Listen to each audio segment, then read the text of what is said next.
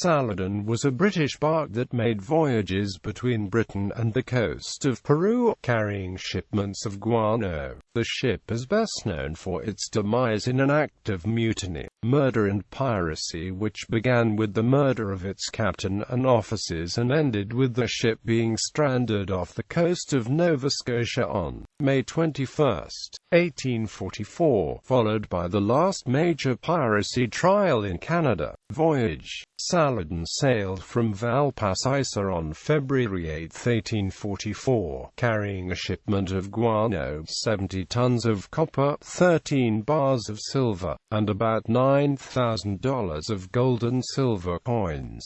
The ship's crew consisted of Captain Alexander Mackenzie, first mate Thomas F. Brierley, second mate and carpenter George Jones, John Hazelton, William Travaskis, Charles Gustavus Anderson, William Carr, John Galloway, and three seamen, James Allen, Thomas Moffat and Sam Collins. The ship was also carrying two passengers, a Captain George Fielding and his son, also named George. Saladin never made it to England, where its shipment was expected. Instead it was found stranded on May 21, 1844 near Country Harbour, Nova Scotia, on the shores of Harbour Island beside the village of Seal Harbour. The schooner Below and its captain William Cunningham boarded the ship to assist the stranded crew. The 6 remaining members of Saladin's crew told Captain Cunningham that the captain had died 7 to 8 weeks earlier, the officers shortly after, and the other crew members had drowned.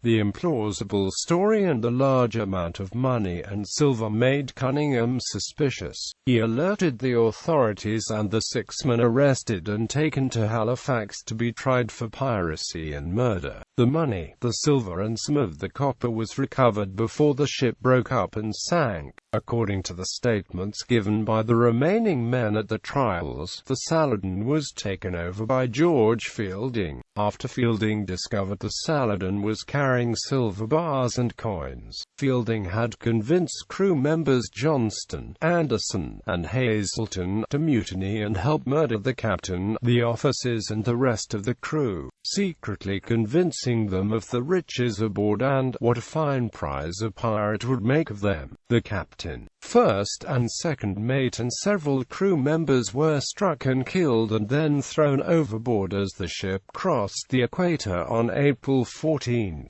1844. The mutineers swore piratical oaths of loyalty and secrecy on the ship's Bible. However, after searching for the hidden silver, Fielding tried to convince a few of the ringleaders' other members to help kill remainder of the crew. Upon realizing Fielding's true intentions, the remaining crew threw Fielding and his son overboard. The remaining men intended to sail for the Gulf of St. Lawrence, where they would divide the cargo, but the ship ran aground at Country Harbour. Trial. The men were first charged with piracy. The charges were changed to murder as the court was reluctant to include gibbeting as part of the sentence. Anderson, Travaskis, Hazelton and Jones were found guilty and sentenced to death by hanging. They were executed on July 30, 1844.